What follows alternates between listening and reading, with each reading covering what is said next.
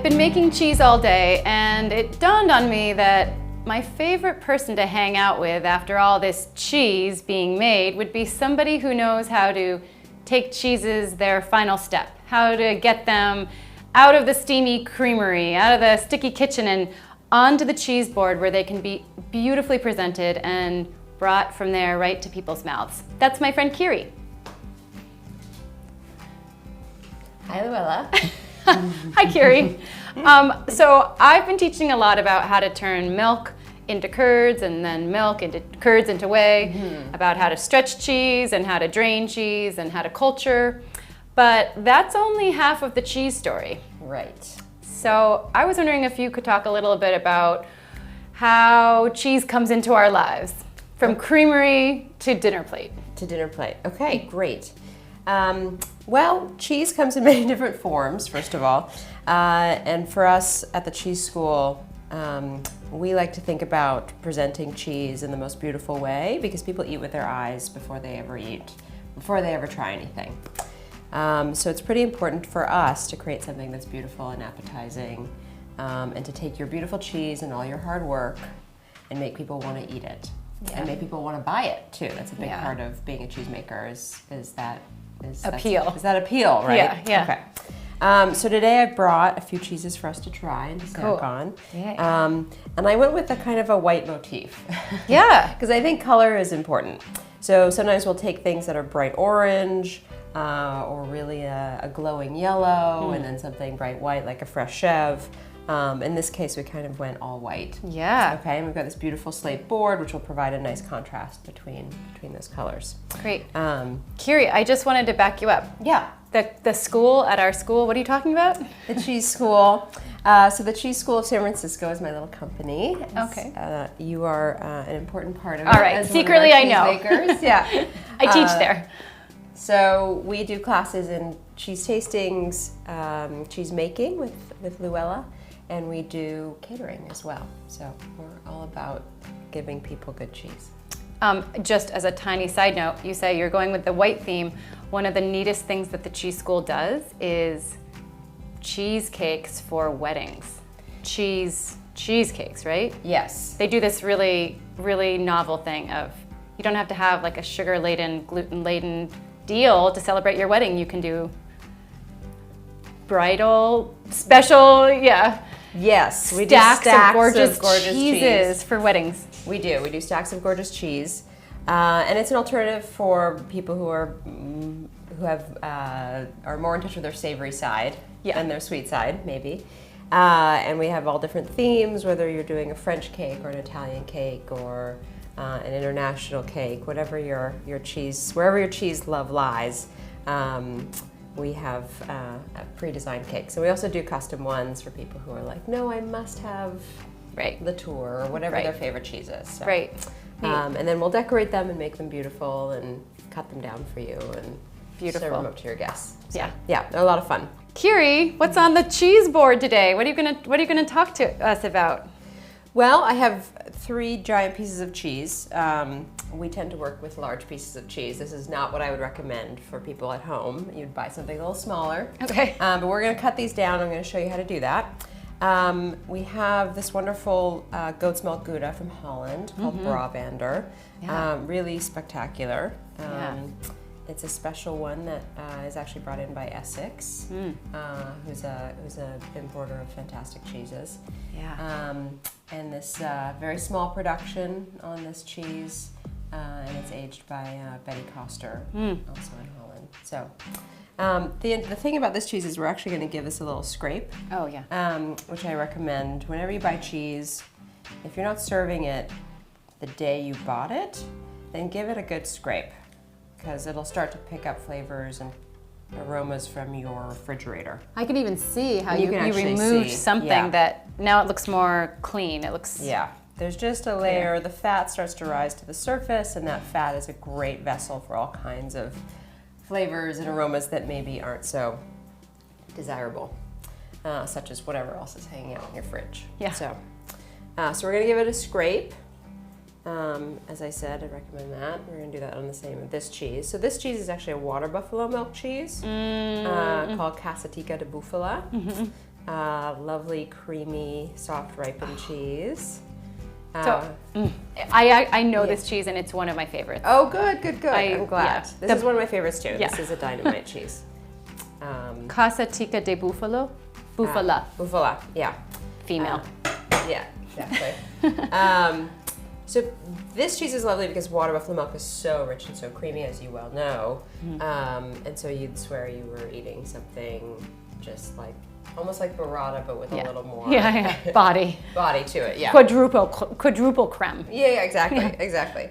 And then we have our no-fail Mount Tam from Cowgirl Creamery, an actual triple creme cow's milk. And this is a party favorite. Yeah. So everybody loves this cheese. Yeah. So we've got, even though we have 3 different milk types, these are all very similar aesthetically. And again, I'd say either go really diverse or go really similar, but create something that's really aesthetically interesting on a plate for sure. Okay. So let's start by, we're gonna cut a couple pieces here of this. And just as a side note, that knife may or may not leave a stain just on its first cut, but you're fine. Oh, just because it's not stainless.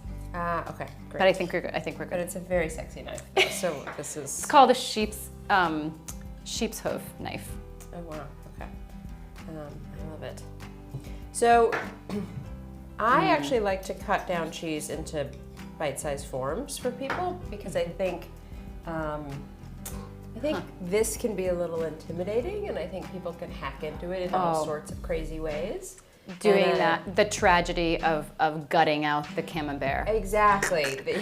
We're trying to avoid cheese massacres such as that. So, and also, it allows people to, it gives people an idea of what an appropriate amount is to take. Okay. So if you give them just a little bit, they can decide whether they want more. They love this cheese, let me go back for more. Or no, I didn't care for that. Yeah. Or for the people who are, total cheese hogs who would come over and take like half of your beautiful camembert or whatever it is, this kind of just paces everybody out. Oh, good. And it invites them to start eating right away as opposed to like not touching the cheese plate because somehow that feels fancy and sacred sometimes, and you want people to get in there. So. Well, sometimes I approach a cheese board and the cheeses are whole like this, and I don't want to interrupt it. Like it seems like it's set up to look beautiful, less to be eaten. Right, exactly. Yeah, it's kind of a coffee table cheese board. So you just took that first rind piece off. I did. So I want to serve the cheese in a way that's representative of the form of the cheese, so everybody has a sense that there's a rind and there's, because that'll tell them some information about the cheese, about how it'll taste, about its texture, and it's true to the cheese, because after all, we're talking about cheesemakers and trying to be true to them and represent their beautiful products as best we can. So we do leave some rind on when we're serving the cheese, except we will take off any bits that are going to be mostly rind because you don't want to give people mostly rind to eat. Like that. That just isn't fair. Yeah, that's not a fair piece. That's not a fair piece. Fair for me. If you were paying for our catering services and we brought you a piece of rind, you probably wouldn't be into that. So, but then it's nice to have, if you have space, sometimes we'll take a bigger piece and not cut everything up. Sorry. No. So that you have what we call a display piece, something that gives it a little height. Not always necessary, of course. Do you intend that do you put a knife so people can keep eating on it should they? Yeah. Okay. Yeah. At a certain point, it's a party and it doesn't, Yeah. Don't touch the cheese. It shouldn't be don't touch the cheese. We want it to be beautiful for at least a little while, which is what we're trying to do. In this case, we'll probably just create a little stack here. Kiri, a question I have is how much time prior to the party do you assemble the cheese board or even just pull the cheeses out? So sometimes when I'm cutting cheese, if I let it warm up too much, it starts squishing as I'm cutting it. Right. I think it's best to cut when the cheese is cold, but actually serve it when the cheese is warm. So sometimes what we'll do is we'll cut things in advance and then when the cheese is still cold, set up our little cheese plate and then leave that out to come to room temperature for at least an hour. Okay. Yeah, but don't let the cheese warm up before you cut it, otherwise it could get really messy. Like right now, this is a little soft right now. Oh, okay. Yeah. Okay, so there's our casatica. I can clean up your cheese board for you. Thank you very much. Okay, so the Brabander. We are going to, let me think about the best way to approach this so I don't massacre it myself. I think we're going to do something tricky here. Okay, this one has a little wax on it. Not much, but a little bit. Pull back a little bit of this wax. They chose the white color of wax because that's traditional of this cheese style, or do you see white waxed rind cheeses often, or it doesn't necessarily mean anything that so this white is very different from this white. Exactly. And yes. so what this white is maybe just to signal to the cheesemonger that it's coming from a particular producer, whereas this is saying this is made with these special mold spores. Right, exactly. So yes, exactly. So this is actually wax. This is not any sort of mold or yeast or anything else that's on the exterior of this cheese. Yeah. I think they might have chosen, I don't totally know the story to be honest with you as to why they chose white, but I could imagine that maybe because it's goat's milk. Oh, right, let people know. Okay, so our final cheese is that Mount Tam that everybody loves. And we'll use this little knife. So, yeah, so the whiteness here, again, maybe you want to talk about where that comes from? Sure. So it's somewhat connected. Could be the same molds as are growing on the casatica, but that is when the cheesemaker has a vat of warm milk. First we put the cultures in, then we put secondary cultures in, which in this case are mold spores called Penicillium candidum. And Penicillium candidum is that characteristic fluffy, spongy, white mold that you find on the rind of a camembert. So here it is. Great. So I'm gonna again leave half of this to display the cheese, and then I'm gonna cut up other pieces. Since this cheese is so creamy and moist, I am gonna wipe off my knife in between cutting because the cheese sticks to it and it starts to weigh down my cuts. Would you Just to explain what I'm doing here. Would you cut this cheese with a wire also? I would at the school, but again, I think that this kind of rustic look that you get from a knife is actually really nice. Yeah, you can. I like tells things you to a look lot. a little craggly, and yeah, I think it's fine. If you wanted to be a professional at home, they do sell those mini cheese wires. You haven't really seen them since the 80s, but they do make them still, and they're a little piece of marble with a wire that you can use. If it's a really soft cheese, I've heard of people using unwaxed, unminted dental floss. Oh, Yeah. that's funny. That's a good one. So, but otherwise, a good sharp knife. Otherwise, they make cheese knives that have little holes in them, and so that the fat doesn't, or the cheese doesn't stick. Yeah. Okay, so we're gonna do this and have a nice little cheese display here. Seems like with this cheese, this is a good example of timing it right, because too much time passes in these cheeses. This one is gonna get more melty, or it can hold up. This one's gonna hold up pretty well. I think there are some cheeses that, yes, you can have out too long. I think blue cheeses start to taste really metallic if they've sat out for too long. Certainly anything that's really you want to be prepared for any runny cheeses. Thank you so much. Because those runny cheeses will start to escape this board, for instance, if you had the famous burrata, or if you had something like an époisse, which is a lovely French washed rind cheese that can really get away from you. You want to have a container for that. Unless you're really into it oozing off of your table, which I've also seen people do that. So. Oh, really? On purpose? Yeah. Because it's fun, it's daring, it's kind of edgy. Yeah, my mentor in cheese actually had a wedding cake, like we were talking about earlier, and she had maybe 6 or 7 tiers. One of them was this cheese that I just mentioned, époisse, really runny, started to run down the cake. Oh, because it was way up top. It was way up top. Yeah. It was kind of getting squished and it was warming up and it was running down the cake. And the how cheesemonger funny. had done it, was freaking out, but the woman whose wedding it was loved it. So Yeah, she just yeah, loved yeah. the whole kind of effect of it. So. Oh, I love when people embrace the true character of things. So Right, that would right, be right. embracing the true character, not trying to get it to conform to what you think it should look like. Exactly, exactly. So we're going to put down some dried fruit. I think giving people lots of different ways to experience cheese, whether that's with something sweet or something savory, or trying the cheese on its own, or trying it with some delicious bread or an interesting cracker. I am really not a purist when it comes to this. I think everybody should try cheese first on its own, give it its due, Yeah. and then have a lot of fun playing with it, because cheese is supposed to be fun. It's That's not nice. supposed to be Yeah. work or study or, Yeah. you know.